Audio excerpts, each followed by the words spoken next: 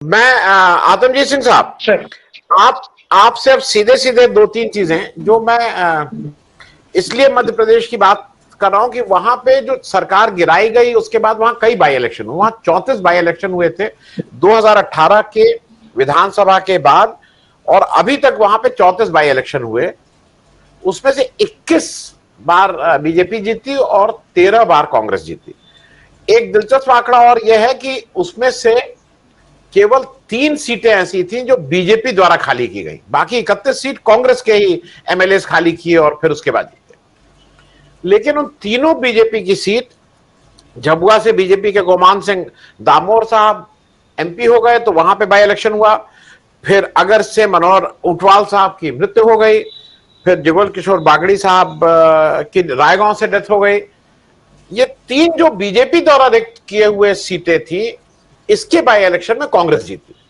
तो जरा ये थोड़ा मुश्किल है, लेकिन आप चूंकि आंकड़ों को देखते हैं, समझते हैं, मुझे जरा आपसे ये समझना है कि मध्य प्रदेश में जो उत्तर प्रदेश और बिहार से कोई बहुत अच्छी स्थिति में नहीं है बैकवर्डनेस में, यहाँ वहां पे भी गरीबी उतनी ही है, लोगों की समस्याएं वैसी ही हैं, पानी की और दिक्कत है, शिवराज सिंह चौहान की तो अपनी चलती ही है। इन सारे उसमें आपको क्या लगता है कि इस बार बीजेपी रणनीतिक रूप से ज्यादा तैयार है, या फिर से वो मोदी जी के ऊपर ही डिपेंड करेगी कि भाई मोदी जी आएंगे और हमें चुनाव जिता के ले जाएंगे? आतमजीत सिंह साहब। आनंद वर्धन जी, जब हम लोग फरवरी में बैठे थे, मैं आपके ऑफिस में बैठा था, तो आपने कहा 994 सीटें हैं 5 स्टेटों की, गुजरात, कर्नाटक, मध्य प्रदेश, छत्तीसगढ़, हिमाचल, राजस्थान। तो 994 में हमने एक आकलन किया था कि गुजरात में बीजेपी पे 99 थी 2017 में, तो अगर एंटी इनकम्बेंसी उसमें आता भी है और कांग्रेस वहां लड़ाई में नहीं थी तो 95 से 100 सीटों पे बीजेपी वहां सरकार बना सकती है, और सरकार बन गई। कर्नाटक के इलेक्शन की जब बात आई तो 2018 में बीजेपी के पास 104 सीटें थी, तो हमने गणित वहां किया था कि -20-25 सीट्स का उसको घाटा होगा। कांग्रेस 80 सीटों पे थी, उसको 20 सीटों से ज्यादा फायदा हो सकता है, तो 100 का आंकड़ा हमने निकाला था और ये सोचा था कि कर्नाटक में कांग्रेस पे अपर एज है। उसके बाद जो हुआ, आपने देखा कि उनका कैंपेन जो है कर्नाटक में सही से नहीं लड़ पाए वो। बजरंग बली के उसमें नरेशन में, बजरंग दल के नरेशन में वो खुद ही फंस गए। स्टार्ट ऑफ कांग्रेस ने अच्छा लिया, 166 कैंडिडेट उन्होंने बहुत टाइम से अनाउंस कर दिए। इलेक्शन की जब अनाउंसमेंट होनी थी उससे पहले ही उनकी लिस्ट तैयार थी, और एक बड़ा सही कैंपेन उन्होंने चलाया। फिर ये पहलवानों का मामला आया, इसमें 52 सीटें जो महिला प्रधान, जहां महिलाओं के वोट पुरुषों से ज्यादा थे, उन 52 सीटों पे भी बीजेपी को हार का सामना करना पड़ा। मैं उसके आंकड़े भी आपको दे सकता हूँ। अब आ जाती है बात मध्य प्रदेश की। मध्य प्रदेश में 230 सीटें हैं, बीजेपी की 109 सीटें थी पिछले इलेक्शन में, और कांग्रेस की 114। अगर हम उसमें -10% और +10% का भी गणित करें तो बीजेपी कहीं 90 से 99 सीटों पे आती है और कांग्रेस 114 से सीधे 124 पे जाती है। सिमिलरली छत्तीसगढ़ में 90 सीटें हैं, बीजेपी 15 पे थी और 68 कांग्रेस पे थी। अगर उसमें -15% का गणित करें तो 25 सीटें बीजेपी पे आती हैं, कांग्रेस की आती है 58 सीटें। तो ये सिंपल गणित है, इसमें कोई प्री पोल एनालिसिस नहीं है, कोई सैंपल डेटा नहीं कलेक्ट किया गया, एक बेसिक मैथ्स है। तो इस बेसिक मैथ्स पे भी अगर हम जाएं तो मध्य प्रदेश, छत्तीसगढ़ में कांग्रेस की सरकार बनती नजर आ रही है।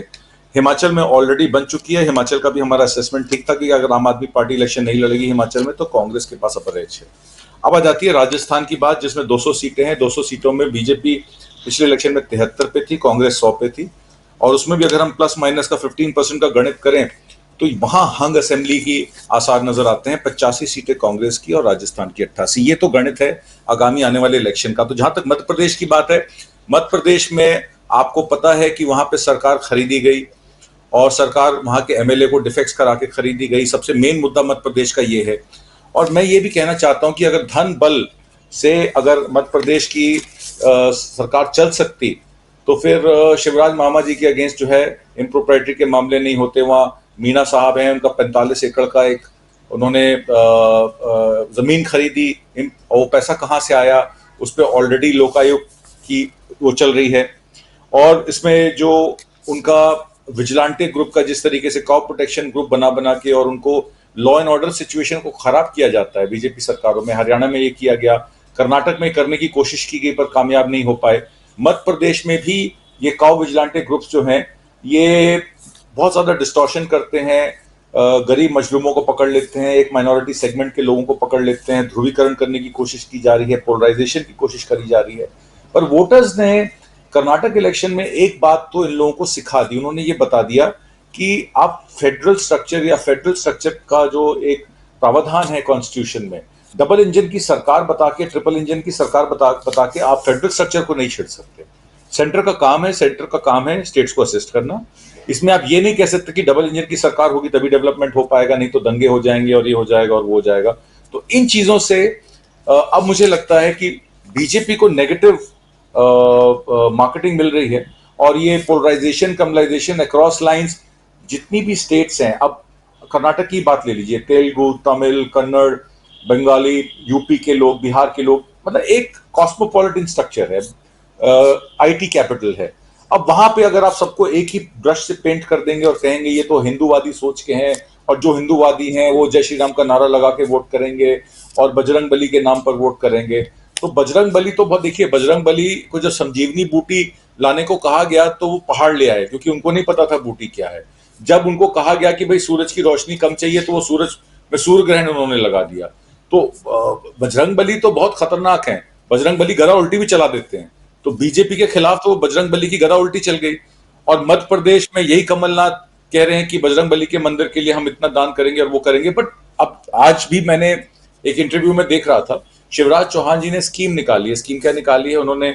सिमिलरली अब होता क्या है, कॉम्पनसेटरी वेलफेयरिज्म की बात शुरू हो गई है। आम आदमी पार्टी ने दिल्ली में 200 यूनिट फ्री बिजली देके इसका आगाज किया। उसके बाद हिमाचल में कांग्रेस ने ये कहा कि हम जो ओल्ड पेंशन स्कीम है वो वापस लेके आएंगे, लड़कियों को स्कूटी देंगे, लड़कियों की शिक्षा कराएंगे, उनको कॉम्पनसेशन करेंगे, उनको पैसा देंगे। यही कर्नाटक में हुआ। कर्नाटक में 200 यूनिट बिजली फ्री देंगे, जो भी अंडर ग्रेजुएट्स हैं, डिप्लोमा होल्डर्स हैं, उनको एक राशि, जो ग्रेजुएट्स हैं पर उनके पास नौकरी नहीं है उनको एक राशि, और वृद्धावस्था पेंशन और कई चीजें, 10 किलो राशन चावल। अब यही चीज शिवराज चौहान ने, उनको भी पता है एंटी इनकम्बेंसी होगी, और अनुमान है कि कांग्रेस को 110 या 120 से भी ज्यादा सीटें मिल सकती हैं एंटी इनकम्बेंसी में। तो उन्होंने भी कह दिया कि डिप्लोमा होल्डर को 8,000 रुपए, डिप्लोमा से नीचे 8,000 रुपए, डिप्लोमा का स्थानाकरण है तो 8,500 रुपए, और अगर ग्रेजुएट है तो वर्क वाइल अर्न। अब वो एमएसएमई कौन सी क्रिएट कर रहे हैं, कहाँ वो नौकरियां मुहैया कराएंगे, और अभी तक क्यों नहीं करा पाए? इलेक्शन आते आते नौकरी भी याद आ जाती है, किसान की आपकी एमएसपी भी याद आ जाती है, मजदूरों की मनरेगा स्कीम भी याद आ जाती है। पर 5 साल के कार्यकाल में उन्होंने ऐसी कोई स्कीम लॉन्च नहीं की। फिर उनको फ्री सिलेंडर भी याद आ जाते हैं। यही कॉम्पनसेटरी मैकेनिज्म कांग्रेस ने किया, पहले उन्होंने ऐलान किया कर्नाटक में तो उनकी जीत हुई। तो मेरा कहना यह है कि आप सारी स्टेटों को एक ब्रश से पेंट नहीं कर सकते। राजस्थान में मुझे लगता है बीजेपी की नेक टू नेक फाइट है, वहां ध्रुवीकरण और कम्युनल पोलराइजेशन का सबसे बड़ी फैक्ट्री या सबसे बड़ा यूनिट लगेगा तो राजस्थान में लगेगा। मध्य प्रदेश में शिवराज चौहान ने, क्योंकि वो इनकम्बेंट सीएम हैं, वो अब डेवलपमेंट और विकास की बात कर रहे हैं। तो मुझे लगता है मध्य प्रदेश में ये अब एजेंडा जो है पोलराइजेशन वाला, कम्युनलाइजेशन वाला, गाय प्रोटेक्शन वाला या बजरंग बली वाला नहीं चलेगा। वहां मुझे लग रहा है ये डेवलपमेंट एजेंडा, विकास के एजेंडे पे बात कर रहे हैं। अब ये कितना कारगर साबित होता है बीजेपी के लिए ये तो वक्त बताएगा, पर कांटे की टक्कर है। कांग्रेस अपने कैंडिडेट्स अगर टाइम पे अनाउंस कर देगी और जो उनकी इंटरनल इनफाइटिंग है लीडर्स में अगर वो कम होगी, तो मुझे लगता है कांग्रेस के पास मध्य प्रदेश में एज इस इलेक्शन में, क्योंकि लोग भी नहीं चाहते कि हॉर्स ट्रेडिंग के द्वारा सरकार बने। कर्नाटक में ये हुआ, आपने देखा कर्नाटक की जनता ने क्या किया। यही मेन मुद्दा मध्य प्रदेश में है। हॉर्स ट्रेडिंग अगर मध्य प्रदेश में जिस तरीके से हुई है, लोग खुश नहीं हैं कि हम एक पार्टी को वोट दे रहे हैं तो हमारे वोट की रिस्पेक्ट होनी चाहिए और सरकार उसकी बननी चाहिए जिसको वोट ज्यादा मिले। जी। इसमें एक चीज मैं ऐड करना चाहूंगा, एक चीज आनंदवर्धन जी करना चाहूंगा। कर्नाटक का इलेक्शन बाइपोलर था, उसमें 158 सीटों पे डायरेक्ट बीजेपी और कांग्रेस की लड़ाई थी। ट्राइपोलर कुछ सीटों पर था, 58 सीटों के करीब। यही अगर मध्य प्रदेश में रहा, जैसे कि मध्य प्रदेश का मैंने आपको बताया, मध्य प्रदेश में 80-90% जो कॉन्टेस्ट है वो बाइपोलर ही रहेगा। इसीलिए शिवराज चौहान ने ये कॉम्पनसेटरी वेलफेयर स्कीम निकाली है, और प्रियंका गांधी जो हैं वहां पे इसको लीड करेंगी। ऑलरेडी आवाजें आ गई, 12 जून को जबलपुर में उनकी बहुत बड़ी रैली है, और महिलाओं को, खासकर 50% महिलाओं को और किसान कमेरों को एक बड़ी अनाउंसमेंट वहां पे होगी और उसकी गोलबंदी की जाएगी। और यही मेरा अनुमान है कि ये जो है माइनॉरिटीज, महिलाएं, किसान और कमेरे, ये जो वर्ग है, ये अब विकास के नाम पर, वेलफेयर के नाम पर जब सवाल पूछेगा तो वो कमलाइजेशन जो है मध्य प्रदेश में भी इस बार नहीं चलेगी, और बीजेपी ने इसकी शुरुआत कर दी है और कांग्रेस भी उसको काउंटर करेगी। बड़ी वेलफेयर स्कीम लेके आएंगे लोग भारत में। जी आतमजीत सिंह साहब, मैं एक चीज और कर दूं। एक तो केवल जेठी साहब, आपने कहा है कि आपके उसका जवाब नहीं दिया। वो प्रश्न कहीं आपका या तो उसमें हो गया, मैं वो प्रश्न नहीं देख पाया हूं। आप फिर से प्रश्न पूछ लेंगे तो मैं जवाब दे दूंगा। मैं एक चीज और कह दूं, ये जो चीफ मिनिस्टर की खींचतान होती है ना, मैं भी कभी इस प्रक्रिया का एक बहुत छोटा हिस्सा किसी समय रहा था। ये केवल अपने की बात नहीं होती है। आप जब चीफ मिनिस्टर का दावा पेश कर रहे होते हैं तो आपका एक बहुत साथी लोग भी होते हैं, उनके एडजस्टमेंट की भी बात होती है। क्योंकि सिर्फ ये नहीं होता कि मुझे बना दीजिए, मेरी ये साथी जो है उनको आप कैसे एडजस्ट करेंगे, उनको कहां लगाएंगे, उनको क्या करेंगे। संगठन भी है, वो भी है, अगला 2024 का इलेक्शन भी आ रहा है, उसकी भी। तो ये कोई बहुत स्ट्रेट फॉरवर्ड नहीं है कि आपको मैंने आपका चेहरा देखा, चलो तुम दौड़ो तो तुम तेज दौड़ गए, तो तुम कूदो तुम ऊंचा कूद गए। कंसिडरेशंस बहुत से होते हैं, तो इसलिए बहुत आसान चीज नहीं होती है। और खास करके अगर पार्टी सही में लोकतांत्रिक ढंग से इसको करे, बाकी लोकतांत्रिक ढंग से नहीं करना है तो वो तो वहां से आने की भी जरूरत नहीं, वहां से कह दिया गया कि भाई ये हो जाएगा तो हो गया। जो गुजरात में इस मॉडल को हम लोग कई बार देख चुके हैं। आतमजीत सिंह साहब, दो जल्दी से प्रश्न हैं। घोटाले के, अगर सारे रीसेंट घोटालों में जो स्टेट लेवल पे घोटाले हुए हैं, उसमें अगर मेरे हिसाब से पहले दूसरे तीसरे नंबर पे व्यापक घोटाला जरूर आएगा। वो भले ही इन्वेस्टिगेट हुआ नहीं हुआ उसमें पता नहीं लगा, और उसके शीर्ष में उसके रूप में शिवराज सिंह जी का नाम भी लिया ही जाता है। तो एक तो यह है कि क्या लोग भूल चुके हैं कि ये सब घोटाला उटाला वो नहीं है, या जैसा डॉक्टर राकेश पाठक ने कहा कि यहां 40 पे सीएम नहीं है, यहां पे 50 वाला मामला बढ़ गया है। तो शायद नॉर्थ आते आते ये 50 से अब और बढ़ता जाएगा। दूसरा एक आपसे कि ये 5 घोषणाएं की जो बात की है, वो कमलनाथ जी ने 5 घोषणाएं ऑलरेडी कर दी हैं। तो कांग्रेस एक नए तरह की परंपरा कर रही है कि हम विजन डॉक्यूमेंट नहीं करेंगे, हम ये नहीं करेंगे, हम घोषणाएं करेंगे और उसको पहली कैबिनेट में पास करके लागू करके दिखाएंगे। इन दोनों चीजों पे आपकी बातचीत, व्यापक घोटाला और ये जो घोषणाएं वाला नया एक शुरू हुआ है। जी, इसमें हमको गवर्नेंस मॉडल समझना पड़ेगा। सेंट्रलाइज जिस तरीके से बीजेपी मोदी जी के अंडर काम कर रही है, उसमें जो सीएम का चुनाव है वो मोदी जी की टीम करती है। मोदी जी अमित शाह चुनते हैं कौन सीएम बनेगा कौन नहीं बनेगा। कोई व्यापक चर्चा नहीं होती, कोई एमएलए से पूछा नहीं जाता, एक तरीके से फरमान दे दिया जाता है। जो किसी जमाने में कांग्रेस पे ये इल्जाम था कि हाई कमांड कल्चर है, वो similar high command culture BJP पे भी आ गया। जितने भी चीफ मिनिस्टर बने, चाहे वो हरियाणा के सीएम रहे हों, चाहे वो कर्नाटक के सीएम रहे हों, चाहे वो और स्टेटों के सीएम रहे हों, चाहे मध्य प्रदेश में भी शिवराज चौहान को जब दोबारा बनाया गया तो वो फरमान मोदी जी के द्वारा ही जारी किया गया था। उत्तराखंड और गुजरात में कितने बदल गए, बीजेपी वालों को भी याद नहीं है कितने सीएम बदल चुके हैं अब तक वहां। हाँ, तो वो अब क्या है कि CM is just a customary figure face रह गया है, और कंट्रोल जो है वो सेंटर के पास है। सेंटर जो चाहती है, जो स्कीमें लॉन्च करना चाहती है, जो जिस तरीके से वेलफेयरिज्म की स्कीम लॉन्च करना चाहती है, वो अपने सेंटर से करती है। तो ये मॉडल ऑफ गवर्नेंस जो है वो सेंट्रलाइज्ड है। इसी सेंट्रलाइज्ड मॉडल के साथ करप्शन का मॉडल भी सेंट्रलाइज हो गया है। पहले करप्शन होता था कि ये फलाना आदमी आया, वो डील करा के चला गया, उसके तार कहीं और से जुड़े थे, कोई मिनिस्टर, कोई एमएलए, कोई एमपी का बेटा, तमाम तरीके के कहा जाता था कि नॉर्थ ब्लॉक साउथ ब्लॉक में ये ब्रोकर्स घूमते रहते हैं। ये ब्रोकर्स न्यू एज ब्रोकर्स थे, ये बढ़िया मोबाइल फोन लेके चलते थे, ये तमाम तरीके से हर जगह, चाहे वो मेडिकल कॉलेजेस का मामला हो, चाहे वो कोई और मामला हो, उसमें वो सेंध लगाते थे, चाहे डिफेंस का मामला हो, और वो व्हीलर डीलर कहा जाता था। उन व्हीलर डीलर्स की तमाम कहानियां आपने भी सुनी और हमने भी सुनी। पर अब क्या हुआ, मोदी सरकार के आने के बाद वो सब कुछ सेंट्रलाइज हो गया। सेंट्रलाइज मतलब कि कोई भी कोई बड़ी स्कीम लानी है, कोई डिफेंस एक्सपेंडिचर करना है, या कोई सामान खरीदना है, या हेलीकॉप्टर खरीदना है, या प्रधानमंत्री के प्लेन्स खरीदने हैं, वो सब इतना सेंट्रलाइज कर दिया उस मामले को कि नेशनल डिफेंस के मामले में, नेशनल सिक्योरिटी के मामले में उस पर आप सवाल ही नहीं कर सकते। ना उस पर कोई इंक्वायरी हो सकती है, ना उस पर कोई जेपीसी बन सकती है। अदानी के मामले में भी, हिंडनबर्ग मामले में क्या हुआ, सेबी को कहा गया कि आप रिपोर्ट फाइल करो, उन्होंने 6 महीने का टाइम मांग लिया। 6 महीने का टाइम सुप्रीम कोर्ट ने कहा नहीं, 3 महीने ज्यादा हम आपको देंगे नहीं। दूसरी तरफ सेबी कहती है कुछ लोगों को कि कोई फर्क नहीं पड़ता, अदानी का शेयर अब 1900 रुपए 1800 रुपए से नीचे नहीं गिरेगा। एक तरफ तो सेबी मार्केट को अश्योर कर रही है, एक तरफ एलआईसी री इन्वेस्ट कर रही है। एलआईसी की आज आपने खबर पड़ी किस तरीके से उसकी वैल्यूएशन जिस दिन वो मार्केट कैप जिस दिन उसका शेयर उतरा था बाजार में, उससे वो 40% डाउन पे है, जबकि स्टॉक मार्केट 14% ऊपर चला गया है, एलआईसी का शेयर 40% डाउन पे है, क्योंकि सारी स्कीमें सेंट्रलाइज्ड हैं।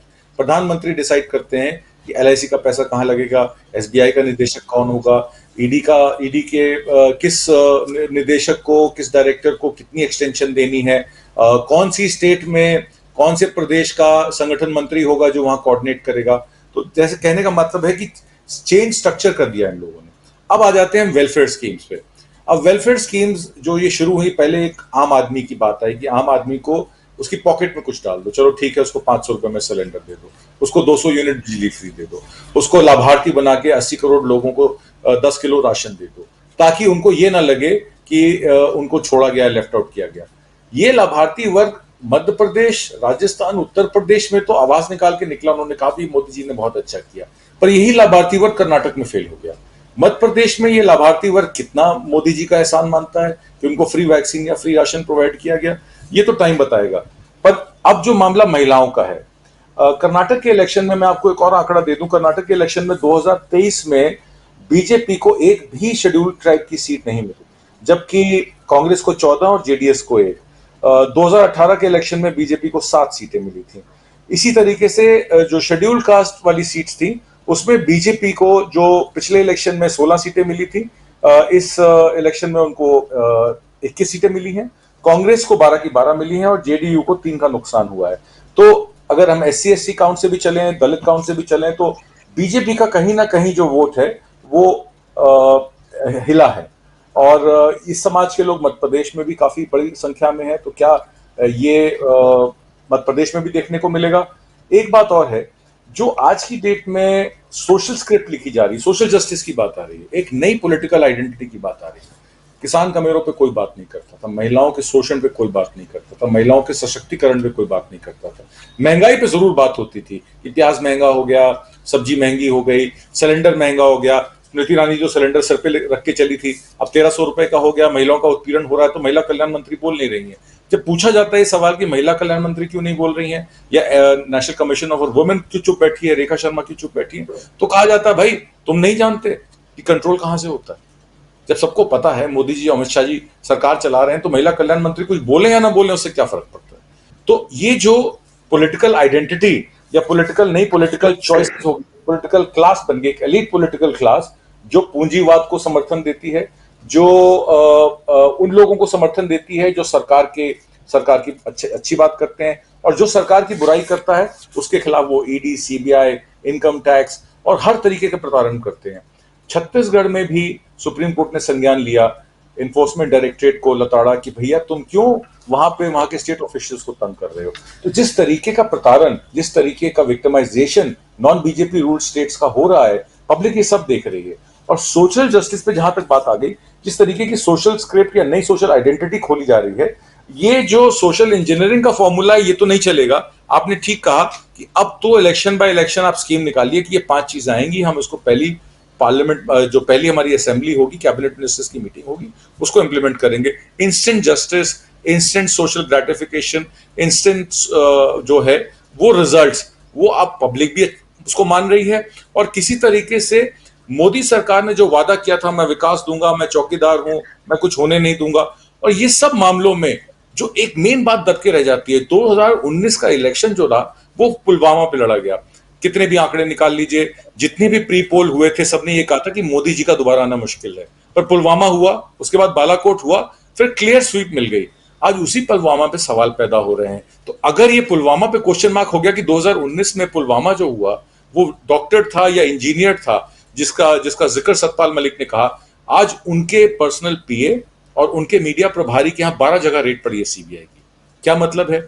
अब उनको इम्यूनिटी है, वो राज्यपाल है, उनपे आप कुछ नहीं कर सकते, तो उनके पीए राणा पे और मीडिया प्रभारी पे आपने 12 जगह सीबीआई की रेड कर दी। उनके तमाम जगह पे आपने उनके पास कोई अर्जित धन तो है नहीं, सोशलिस्ट आदमी है, 2 कमरे के मकान में किराए पे रहता है, एक गाड़ी चलाता है, एक उसके पास सेक्रेटरी है। क्या मिलेगा सीबीआई रेड में? तो जी ये जो बीजेपी की पॉलिसी है कि हम जो हैं जो करेंगे वो ठीक है और बाकी जो कह रहे हैं वो सब गलत है और उनको हम जेल में डाल देंगे, उनको हम उनके ऊपर हम केसेस डाल देंगे। तो ये कहीं ना कहीं बीजेपी को पीछे कर रहा है कि लोगों को भी समझ में आ रहा है कि बीजेपी बहुत हाई हैंडेड अप्रोच से काम कर रही है। और अगले इलेक्शन में आने जाने में, जैसे कि मैंने आपको बताया कि नई जो पॉलिटिकल आइडेंटिटी या नया सोशल जस्टिस फॉर्मूला जो अब पॉलिटिकल पार्टीज वेलफेयर स्कीम्स लेके आएंगी, ये इलेक्शन अब उसी पे लड़ जाएंगे। और 2024 में ये तो तय है पुलवामा नहीं हो सकता। अब 2024 में क्या नरेशन आएगा जिसमें मोदी जी की लहर तीसरी बार उनको प्रधानमंत्री बनाएगी, ये समय बताएगा। अभी तो स्टेट इलेक्शंस का टाइम है जी।